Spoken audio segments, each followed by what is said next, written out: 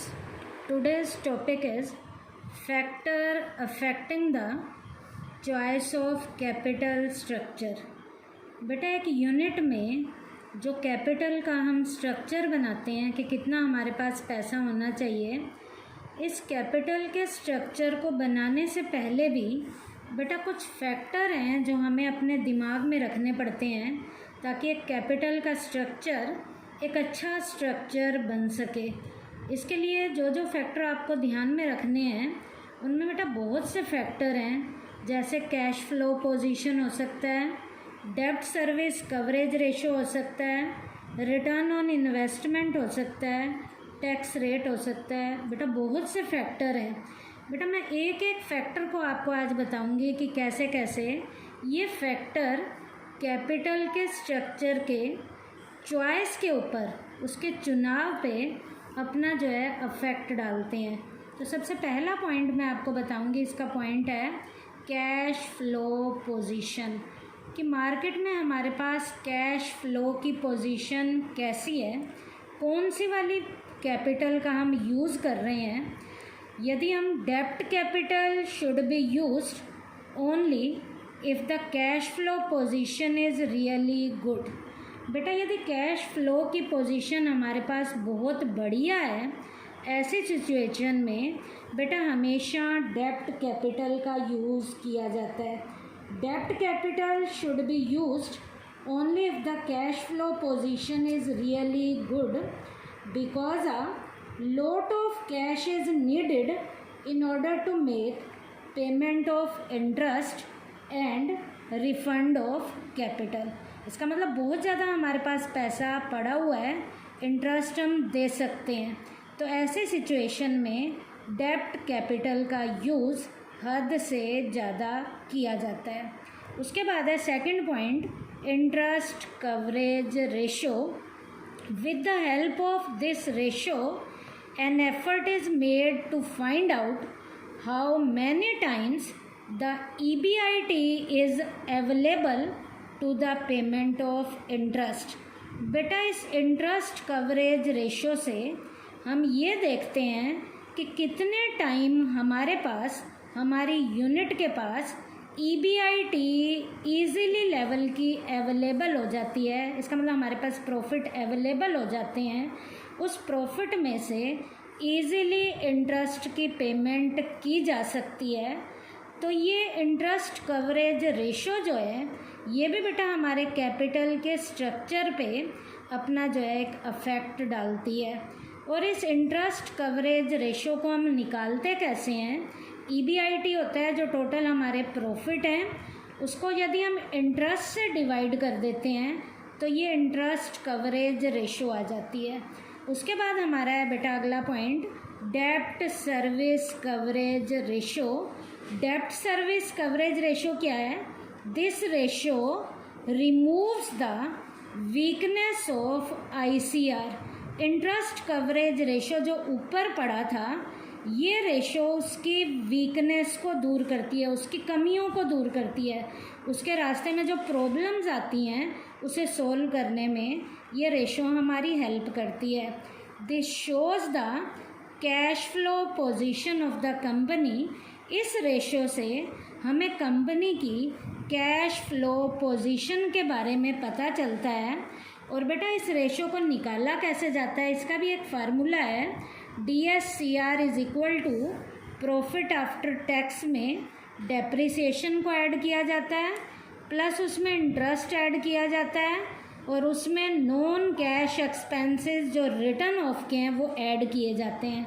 इन सारों को ऐड करने के बाद जिससे डिवाइड करते हैं वो क्या क्या होगा, जो हमारा प्रेफरेंस लेवल का डिविडेंड होगा, इंटरेस्ट होगा, और रीपेमेंट की जितनी भी हमारे पास ऑब्लिगेशंस हैं, इन तीनों को जोड़ के ऊपर वाले पॉइंट से जब हम डिवाइड करेंगे तो डेब्ट सर्विस कवरेज रेशो निकल आएगा।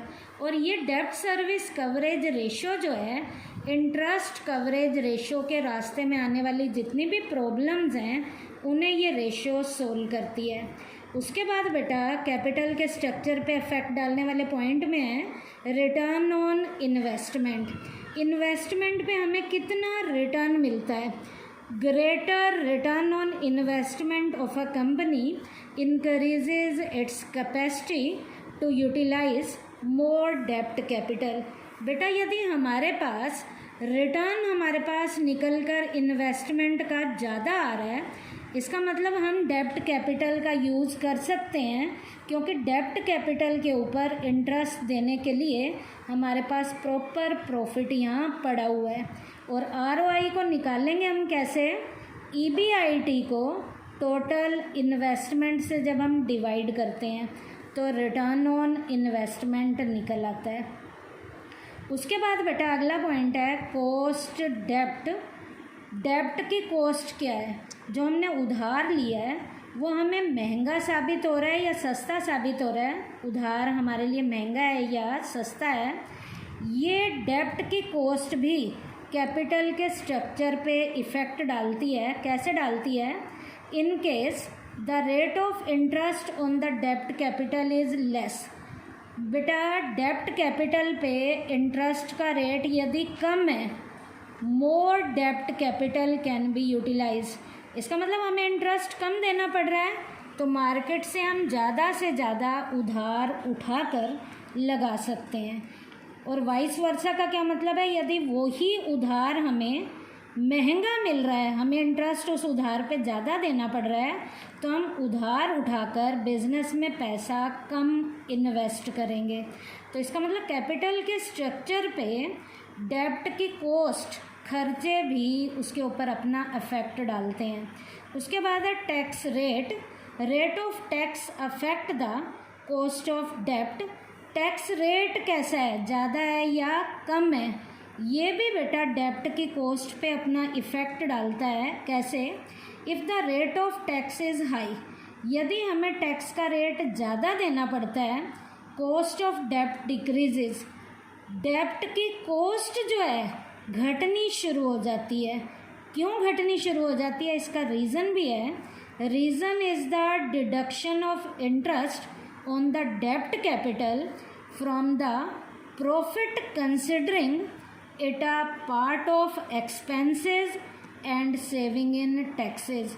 इसका मतलब जो हमने डेब्ट के ऊपर इंटरेस्ट दिया हुआ है, इस इंटरेस्ट को प्रॉफिट में से दिया जाता है और ये इंटरेस्ट एक तरीके का हमारा खर्चा है। और ये टैक्स जो हम इंटरेस्ट के रूप में दे रहे हैं, जो खर्चा दे रहे हैं, इससे जो है हमें इनकम टैक्स में से छूट मिलनी शुरू हो जाती है। तो ये टैक्स की सेविंग के रूप में यूज़ किया जाता है। उसके बाद है cost of equity capital. Equity की जो कैपिटल है उसकी कॉस्ट कैसी है? ये भी कैपिटल के स्ट्रक्चर पे इफ़ेक्ट डालती है। कैसे?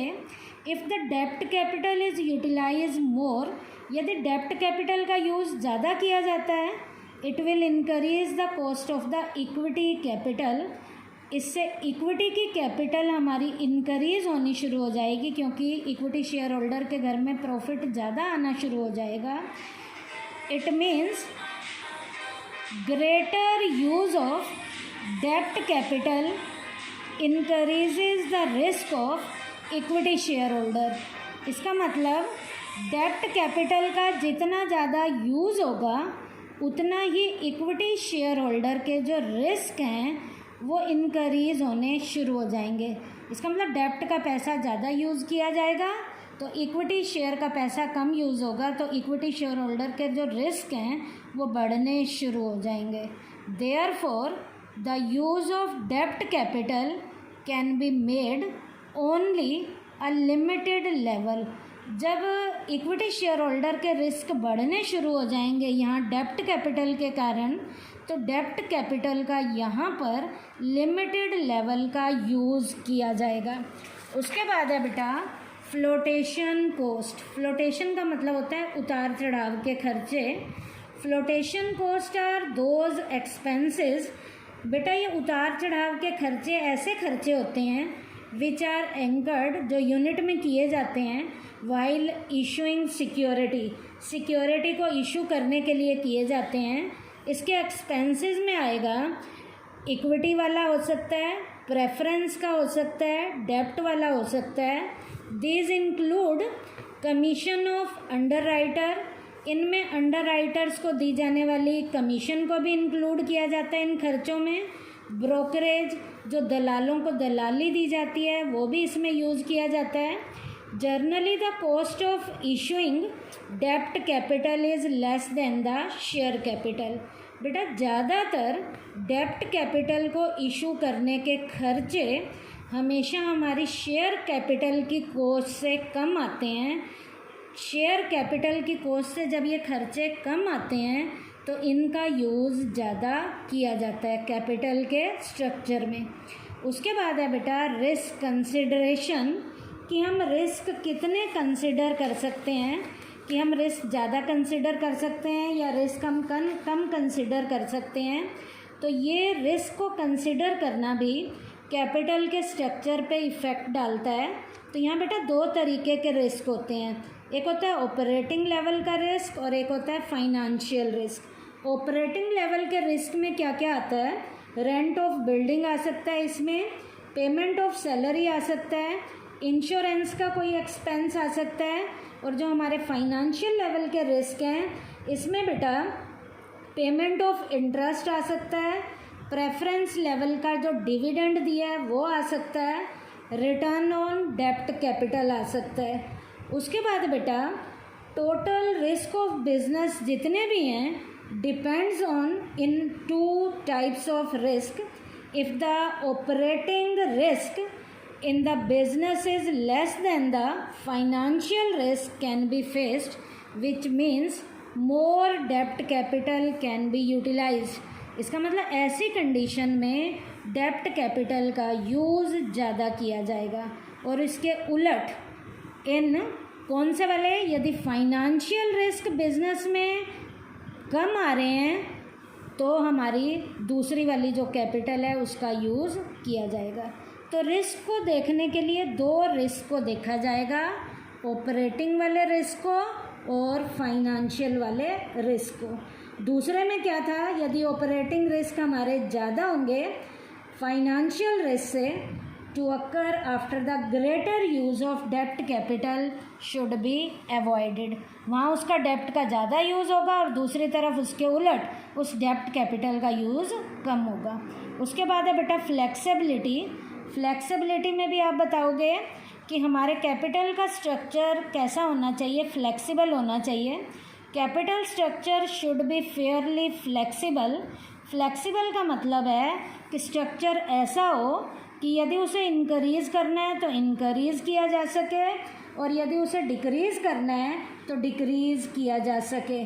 Flexibility means that if need be amount of capital in the business could be increased or decreased easily। तो easily increase कर लिया जाए और decrease कर लिया जाए, वो flexible वाला जो कैपिटल स्ट्रक्चर होता है। ये फ्लेक्सिबल कैपिटल स्ट्रक्चर भी कैपिटल के स्ट्रक्चर के ऊपर उसे के अफेक्ट करने वाले जो कारण हैं उनके ऊपर अपना प्रभाव डालता है। उसके बाद control. Capital structure should be that type which is easily control. Capital structure ऐसा होना चाहिए जिसे इजीली कंट्रोल किया जा सके। इन दिस डेप्ट capital source is the best. और इजीली कंट्रोल करने में डेप्ट कैपिटल वाला सोर्स सबसे बढ़िया होता है। इक्विटी वाला सोर्स भी बढ़िया नहीं होता, प्रेफरेंस वाला भी बढ़िया नहीं होता, क्योंकि ये दो शेयर होल्डर, चाहे वो इक्विटी वाले हैं और प्रेफरेंस वाले हैं, ये यूनिट के लिए सिर की सिरदर्दी होते हैं। और डेप्ट कैपिटल वाला बढ़िया इसलिए होता है क्योंकि ये सिर की सिरदर्दी नहीं होते और इन्हें इजीली कंट्रोल किया जा सकता है। उसके बाद है regulatory framework. Capital structure is also influenced by the government regulation.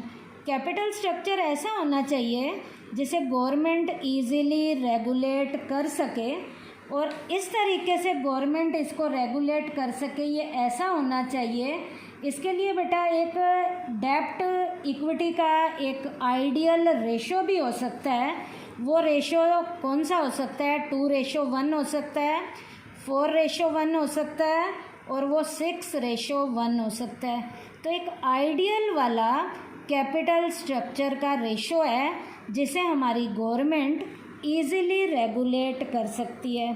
तो कैपिटल स्ट्रक्चर ऐसा हो जिसे गवर्नमेंट ईज़िली रेगुलेट कर सके। उसके बाद है बेटा stock market condition. Stock market की कंडीशन भी कैपिटल के स्ट्रक्चर पे अपना अफेक्ट डालती हैं। यहाँ हमने मार्केट का टाइम पीरियड बताना है कि डल टाइम पीरियड है या बूम का टाइम पीरियड है। In dull market investors are mostly afraid of investing in share capital due to high risk. बेटा मंदी के बाज़ार में इन्वेस्टर हमेशा शेयर कैपिटल में इन्वेस्ट करने से डरते हैं क्योंकि बेटा रिस्क हद से ज़्यादा होते हैं। और इन कॉन्ट्रेरी यदि हमारी मार्केट जो है बूम टाइम पीरियड की है, तेज़ी की है, उस टाइम पीरियड में इन्वेस्टर डरते नहीं हैं। इन्वेस्टर जो है मार्केट में पैसा लगाते हैं। क्यों लगाते हैं? क्योंकि वहाँ उन्हें हाई रिस्क कवर नहीं करने पड़ते। तो स्टॉक मार्केट की कंडीशन भी कैपिटल के स्ट्रक्चर पे इफ़ेक्ट डालती हैं। उसके बाद लास्ट पॉइंट है capital structure of other companies. दूसरी कंपनियों का कैपिटल स्ट्रक्चर कैसा है? तो अपनी कंपनी का कैपिटल स्ट्रक्चर बनाने से पहले दूसरी कंपनियों के कैपिटल के स्ट्रक्चर को भी ध्यान में रखा जाता है ताकि उसको ध्यान में रखकर एक अच्छा कैपिटल स्ट्रक्चर बनाया जा सके।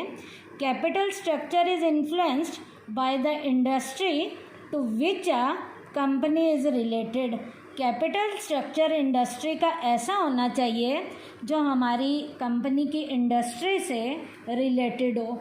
All companies related to a given industry produce almost similar product. Their cost of production are similar. They depend on identical technology. ऐसा उनकी टेक्नोलॉजी भी आइडेंटिकल है, कॉस्ट ऑफ प्रोडक्शन भी उनकी सिमिलर है, उनके प्रोडक्ट भी सिमिलर हैं।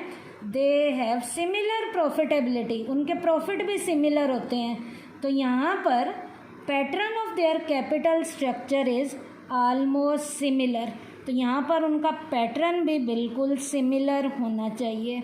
तो बेटा आज के टॉपिक में मैंने कैपिटल के स्ट्रक्चर पे इफ़ेक्ट डालने वाले आपको बेटा सारे फैक्टर करवाए हैं।